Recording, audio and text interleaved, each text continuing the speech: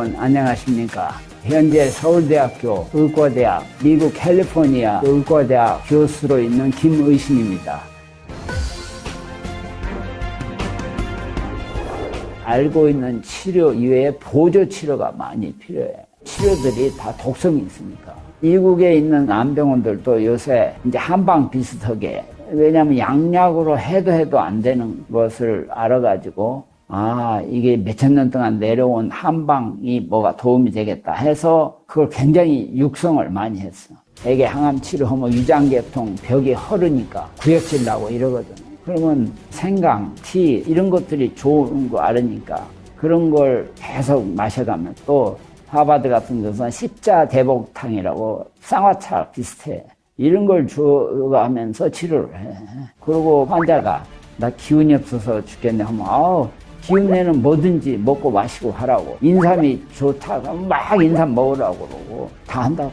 그런데 이성스럽게 한국에서는 환자들이 그런 소리 했다가는 다시는 못 오게 한다고. 의사들이.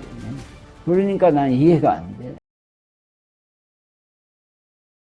한방으로 암을 치료하는 것에 대한 생각이 어떠신지. 많은 양방에서 쓰는 약이 그게 생약에서 나온 거예요. 가장 우리 인류학상 가장 좋은 약이 아스피린이에요. 아스피린이 버드나무에서 나온 약이에요. 버드나무. 지금 우리 암 치료에 제일로 많이 쓰는 약이 텍솔이라는 약이에요. 텍솔. 이것도 중국에 있는 퍼시픽 퓨라는 그 나무를 뽑아서 만든 거예요. 근데 그렇게 어떤 생약에서 뽑아낸 것들은 그 이제 자체가 이제 독성이 있어서 뽑아낸 거거든. 그래야지 암을 죽이지만은, 그렇기 때문에 그게 이제 일반 그 장기나 일반 거기에도 다 손상을 주게 돼 있어요. 근데 이 한방은 그런 성분이 있는데도 아주 적은 양이 있는 거예요. 대신에 훨씬 부작용이 적지요. 그리고 이게 전체적으로 다른 것까지 다 포함되어 있어가지고 훨씬 부작용이 우선 훨씬 적게 돼 있어요. 단지 이제 제가 보니까 한방은 거의 다 한방제는 이 면역과 관계 있어요. 이게 무슨 국소 치료가 아니고 전신에 이제 영향을 주는 거예요. 근데 아까도 제가 계속 얘기했지만 우리 몸 자체가 그렇고 특히 이 질병과 싸울 때 이 면역이 얼마나 중요한가는 그건 뭐 얘기할 건덕지도 없어요. 우리 자체에 그 싸워서 이길 수 있는 그런 세포들이 있는데 이걸 증강시키면은 병이 있어도 계속 싸워가면서 이게 치료를 할 수 있기 때문에 한방의 중요성은 저 개인으로는 뭐 더 이상 의심할 여지가 없는데, 어떤 사람한테는 그게 소위 이제 아까 제가 얘기했지만 그 교감신경, 부감신경 이런 상반대적인 그 신경이 작용해서 우리 몸의 그 기능을 컨트롤하는데, 그게 이제 어떤 음양으로 아마 한방에서는 갈라질 거라고. 그런데 그것을 알고 쓰는 약하고 그렇지 않고 그냥 대놓고 쓰면은 이게 당연히 뭐 어떤 사람은 도움이 되지만 어떤 사람은 오히려 반대적인 효과를 낼 수도 있지 않겠어요.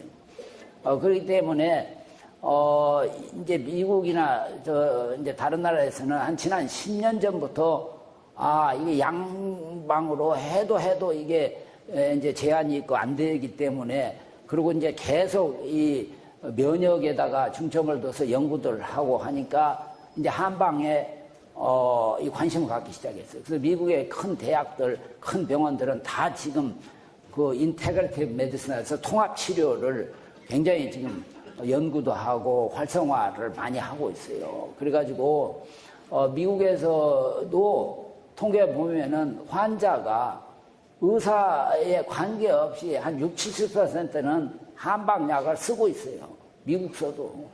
이유가 어쨌든 간에 자기가 알아서 쓰는 건데, 기왕이면은 그래도 그 전문가라는 게 한방 의사죠. 그런 사람들 얘기를 들어가지고 이제 도움이 되는 걸 쓰고, 안 되면은 다른 걸 바꾸든지 안 써야지.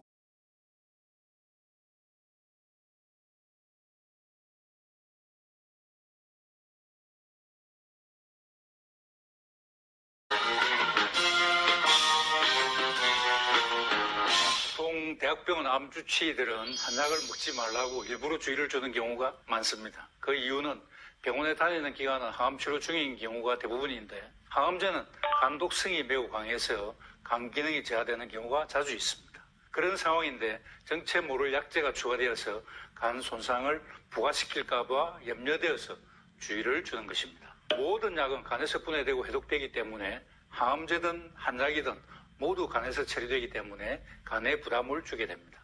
그렇지만 간 기능이 많이 나쁠 경우에는 암 주치의께서 간 기능을 회복시키는 약제를 처방합니다. 간이 나쁘지만 간에 이롭게 작용하는 약제는 있다는 것입니다. 간을 돕는 약제로 양약만 있는 것이 아니라 한약에도 간 기능을 돕는 약제가 분명히 있습니다.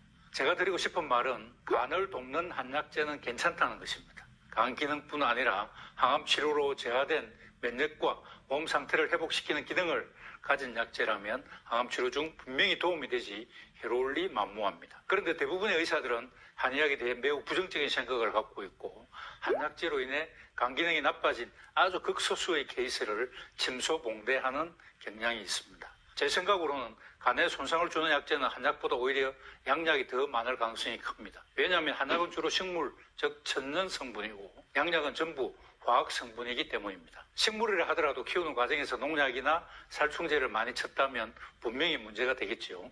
그래서 식약처의 기준을 통과한 한약은 믿어도 되지만 성분을 확인하기 어려운 건재상에서 구입한 약초는 경계해야 합니다. 보통 주변에서 암 환자에게 많은 약제를 추천하는데 그중 내 친척이 직접 재배했다는 약초를 권유하는 경우가 있는데 친척이 직접 무농약으로 재배했다면 분명 도움이 될 수 있겠지만 그 사실을 확인할 수 없는 경우라면 경계하시는 편이 더 좋습니다. 한의사가 처방하는 약제는 식약처의 검증을 받은 약제로 쉽게 처방받을 수 있는데 굳이 확인하기 어려운 정체불명의 약제를 선택하실 필요는 없다고 생각합니다. 결론적으로 암 환자를 전문적으로 진료하는 한의사가 처방한 약제라면 안심하고 복용하셔도 된다고 단정적으로 말씀드릴 수 있습니다. 수술, 항암치료, 방사선 치료 등 표준치료와 함께 반드시 병행치료해야 합니다. 의학의 발전에 따라 조기 진단과 적절한 치료를 통해 암도 이제는 무섭기만한 질병은 아니지만 아직도 수많은 사람을 고통으로 몰아넣고 있는데 일반적인 통계와는 달리 나쁜 예후가 점쳐지던 암 환자인데도 건강하게 살아남은 사람들도 꽤 많이 있습니다. 암으로부터 살아남은 사람들에게는 공통적인 특성들이 있었는데 이 특성을 잘 연구하고 실천한다면 암을 이겨낼 수 있으리라 생각합니다. 그 특성은 첫째, 표준 치료를 기본으로 통합의학적 진료도 한다. 둘째, 치료에 매우 적극적이다. 셋째, 강한 투병 의지가 있다. 넷째, 운동을 계속한다. 다섯 번째, 삶에서의 목표를 가지고 있다. 여섯 번째, 좋은 대인관계를 유지한다. 일곱 번째, 스트레스를 쌓아두지 않는다 등으로 충분히 짐작할 수 있는 내용인데 통합의학적 진료는 생소할 것이므로 그것에 관해서 설명드리겠습니다. 오늘날 과학의 발전과 함께 현대의학이 비약적으로 발전해서 대부분의 질병이 현대의학으로 정복되고 있지만 유독 암만은 치료 성적이 만족스럽지 못하고 현대의학 이외의 다양한 치료법을 활용하고 있는데 현대의학과 다른 의학들을 융합해서 치료하는 것을 통합의학이라고 하고 통합의학적인 암 치료를 통합암 치료라고 일컫습니다. 미국, 일본, 독일 등 선진국에서는 수십 년 전부터 통합암 치료가 보편적인 암 치료로 정착되어 왔지만 우리나라에서는 아직도 생소하게 느끼는 사람이 많은 실정이고 대학병원의 많은 교수님들께서 부정적인 견해를 피력할 정도로 설자리를 잃고 있는 현실입니다.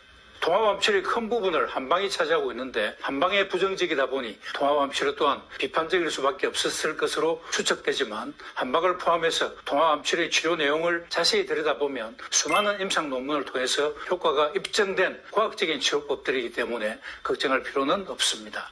이웃나라 일본의 경우에는 메이지 유신 때 이미 의료 일원화가 추진되어서 한의사 제도가 아예 없는 관계로 의사들에 의해 한방치료가 적극적으로 사용됐고 그에 대한 임상 연구도 활발하게 수행되어 오고 있으며 주기사 제도가 있는 중국과 대만에서도 양방과 한방의 병행치료에 의한 암치료가 일반적인 치료로 굳어져 있습니다. 미국에서도 통합암 치료는 다양하게 활용되고 있고 통합암 치료를 연구하고 공유하기 위한 의사들의 학술단체로 SIO, Society for Integrative Oncology, 통합암 치료 학회라고 번역할 수 있습니다. SIO가 결성돼서 벌써 25년째 국제학회를 개최해왔으며 한국에도 7년 전부터 KSIO, 코리안 소사이티 포 인터그레이티브 온콜로지를 결성해서 활발하게 연구하며 정보를 공유하고 있습니다. 한방치료 외에도 고주파 온열치료, 비타민C 주사, 개모신 알파1 주사, 미솔도 주사 등의 통합의학적 치료가 암치료에 적극적으로 활용되고 있는데 저는 여기에 추가해서 마음관리, 식사관리, 적절한 운동과 휴식 등 자기관리의 중요성도 강조하고 싶습니다. 앞에서 암으로부터 살아남은 사람들의 공통적인 특성을 언급하면서 통합암치료와 자기관리의 중요성을 이야기했는데 수술, 항암치료, 방사선 치료 등 표준치료와 함께 반드시 병행치료해야 합니다. 재발이나 전이된 진행암의 경우 그 예후가 매우 불량해서 5년 생존율이 20% 미만이지만 통합암 치료와 자기관리를 제대로 병행하면 훨씬 좋은 예후를 보이는 경우가 많기 때문입니다. 정상 사람이라 하더라도 수천 개의 암세포가 매일 생성되고 있지만 암 환자로 진행되지 않는 것은 면역체계의 활동에 의한 것이라는 사실은 잘 알려져 있습니다. 암 환자도 처음 암세포가 생겼을 때는 면역체계로 충분히 제압이 가능했을 정도이었겠지만 어떤 원인에 의해서 면역 시스템이 제대로 작동하지 못해서 암으로 진행한 것으로 생각합니다. 면역체계에 이상이 생기는 원인은 스트레스, 술과 담배, 나쁜 음식, 운동 과잉 또는 부족, 휴식 부족 등이라는 사실도 잘 알려져 있는데 이와 같은 암의 원인을 교정하지 않은 채 표준치료하고 암 발생 전의 생활로 돌아가 버린다면 암이 재발할 확률이 매우 높으리라는 것은 불을 보듯 뻔한 이치라 하겠습니다. 따라서 표준치료와 함께 또는 후에 자기관리를 잘 해야 한다는 사실은 너무나 당연한 사실이고 표준치료의 부작용을 줄이고 치료 성적을 향상시키기 위해서 통합암치료가 필요하다는 사실 또한 당연한 일일 것으로 생각합니다. 결론적으로 표준치료, 통합암치료, 자기관리를 잘 병행해야 암을 완치 내지는 암과 함께 살아갈 정도로 억제하는 것이 가능할 것이라는 사실을 강조드리고 싶습니다.